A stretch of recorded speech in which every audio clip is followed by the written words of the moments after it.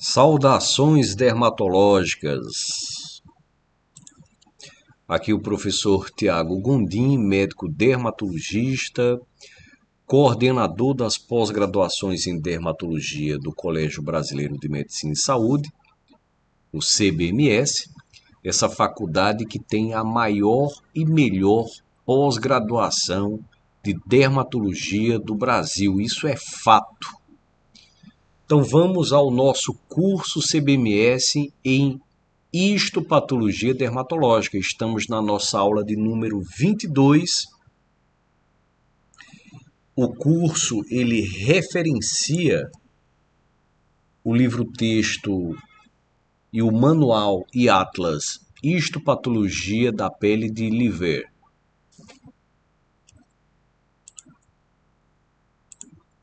E hoje falaremos sobre as dermatites superficiais com espongiose.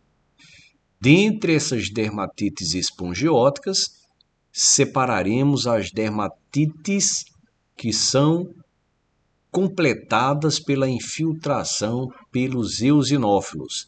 Então aqui temos uma dermatite superficial com espongiose, sendo que essa dermatite ela apresenta como célula importante os eosinófilos, embora tenha também linfócitos na sua infiltração. Então, como característica, nós colocamos a espongiose, que é o edema entre as células da epiderme. É o edema que afasta os queratinócitos, é o edema que apresenta, inclusive, estruturas de ligação intercelular chamadas desmossomos, que dá o nome, a partir do seu aspecto espinhoso, a camada espinhosa, que é a camada de Malpighi, a camada de células queratinocíticas epidérmicas, a segunda camada, acima da camada basal e abaixo da camada granulosa. Então, temos aqui como característica principal o edema entre as células, a espongiose, o edema intercelular. A dermatite superficial com espongiose, rica em eosinófilos, apresenta na derme também os linfócitos. E esses eosinófilos são vistos nas patologias que são ricas em determinadas células, nas referidas células, como a atopia e, por exemplo, a dermatite de contato alérgico. Temos uma quantidade muito grande dos eosinófilos quando falamos em incontinência pigmentar.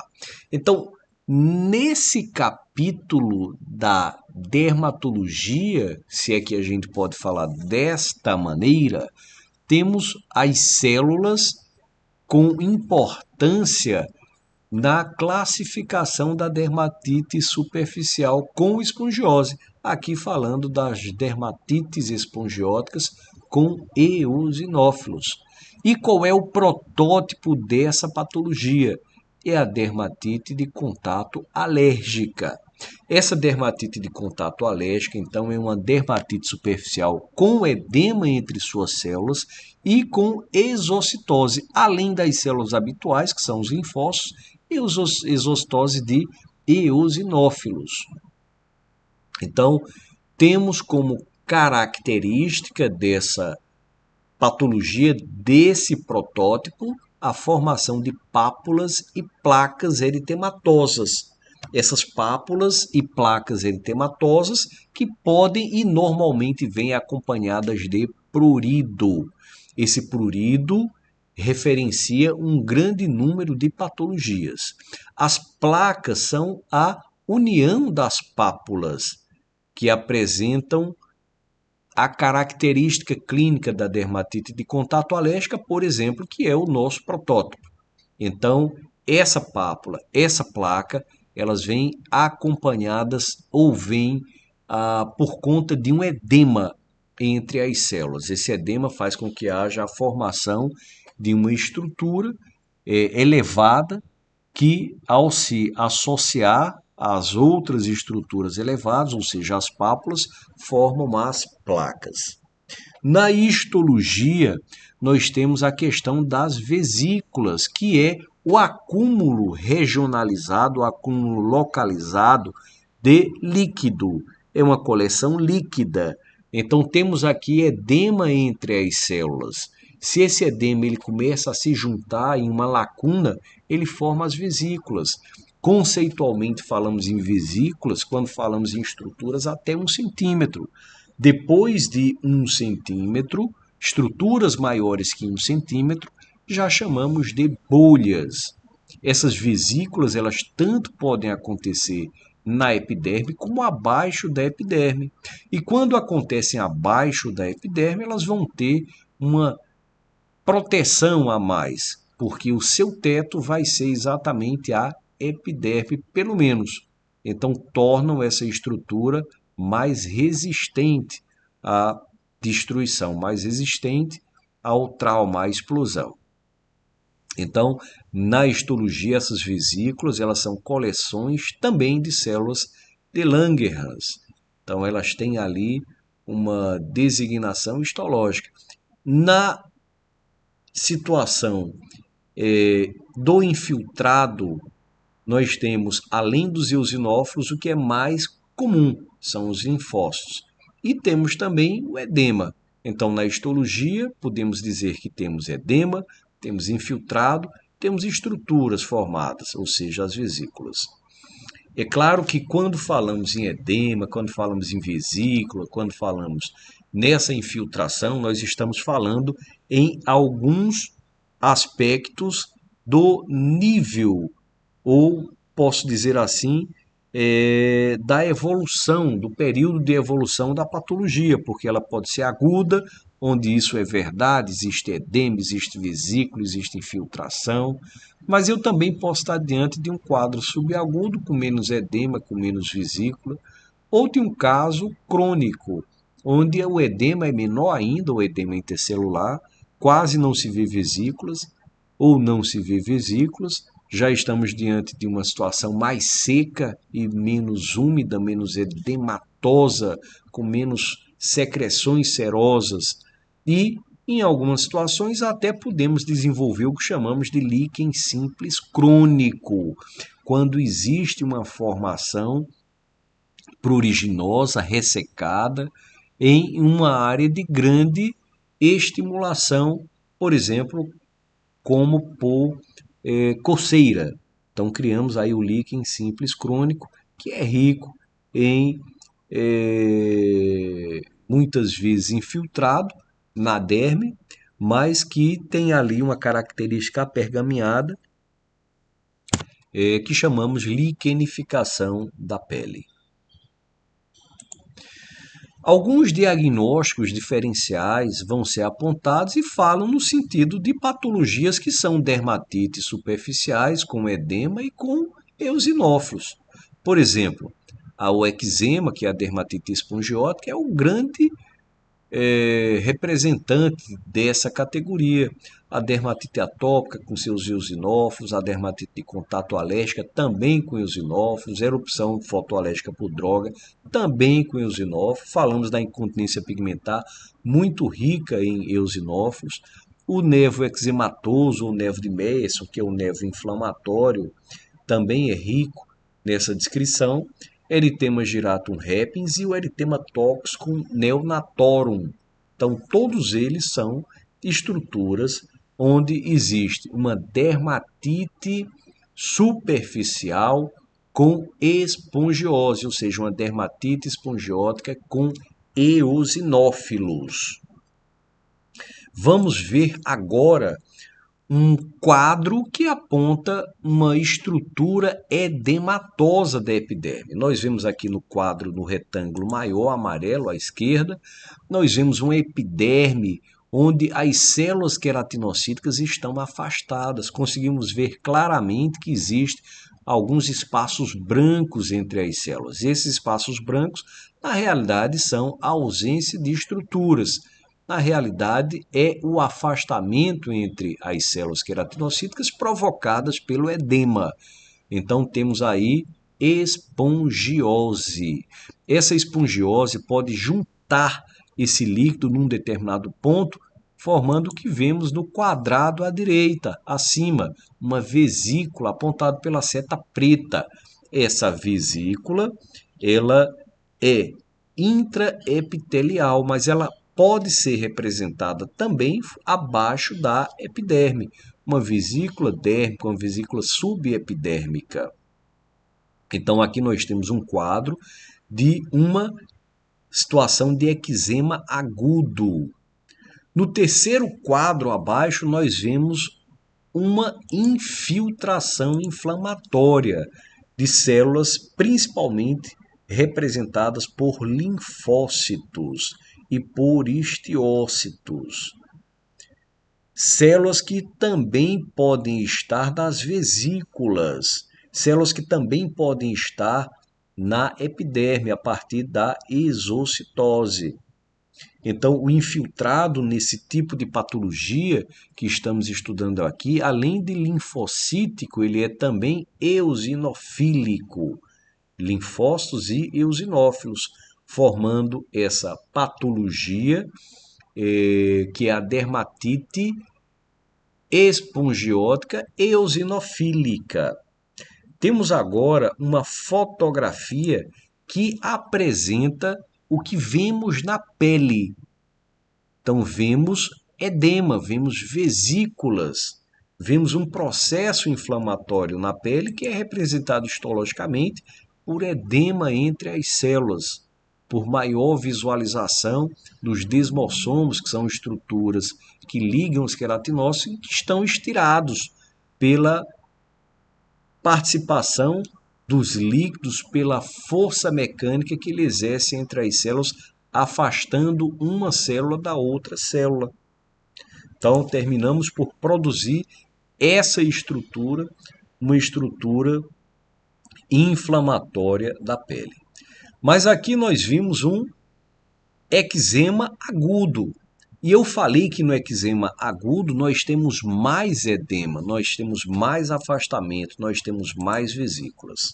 Já nos eczemas subagudos, nós conseguimos ver que esse líquido entre as células, que a gente consegue ver aqui no retângulo 2, no segundo retângulo, o retângulo entre os outros dois, o retângulo do meio, nós conseguimos ver células queratinocíticas afastadas, né? Conseguimos ver uma certa coloração branca entre as células, mas bastante diferente do que vemos aqui nesse quadro à esquerda, onde, embora tenhamos uma magnificação ou uma magnificência maior, um aumento aqui da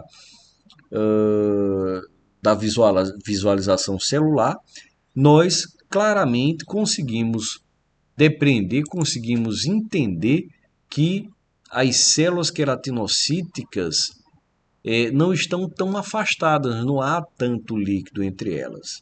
Mas conseguimos ver aqui que existe uma acantose, então já é repercussão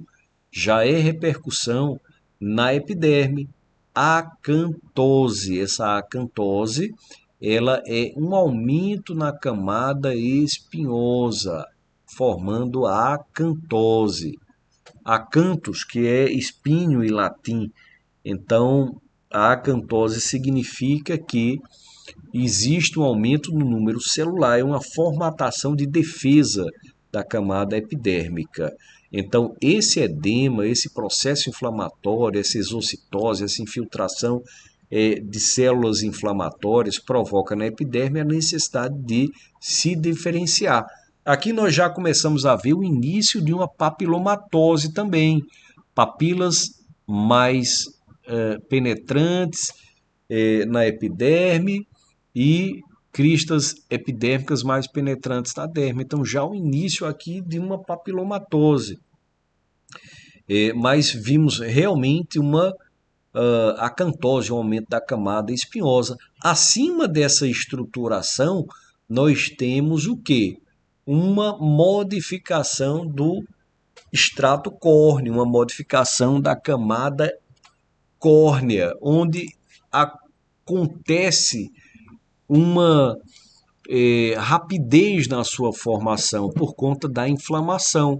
Então, isso produz a chegada de células ainda com núcleos na camada córnea, o que chamamos de paraqueratose. Então, existe uma modificação dessa camada epidérmica. A camada epidérmica passa a pertencer a ela núcleos celulares, o que não é natural. Então, nós temos a paraqueratose e temos também uma acantose, um aumento da camada espinhosa. Conseguimos ver no terceiro retângulo mais profundo que essa participação dos infiltrados inflamatórios acontece mais na camada superior da derme, ou seja, na derme mais superficial e nas papilas dérmicas. Então temos no eczema subagudo, temos um menor potencial da espongiose, mas temos um infiltrado inflamatório de células de leve a moderado. Nós temos uma paraquerantose e uma acantose irregular, que depois vai gerar a papilomatose. Nós temos também um infiltrado de linfócitos ao redor dos vasos e um infiltrado inflamatório também próximo aos vasos que provocam edema das células endoteliais e, posteriormente, edema das papilas dérmicas, que na situação crônica já se transforma em fibrose. Então temos aqui uma fotografia já apresentando um sujeito com uma lesão subaguda, onde existem secreções serosas. Essa secreção vai ressecar formando crostas serosas. Se houver trauma, vai haver sangramento, então teremos também crostas hemáticas.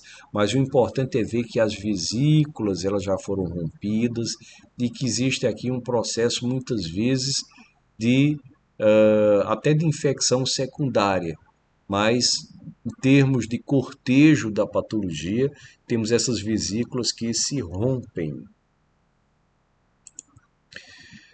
Uma outra fotografia já representando o eczema crônico. Nós temos aqui um grau de espongiose bem mais leve, mas nós temos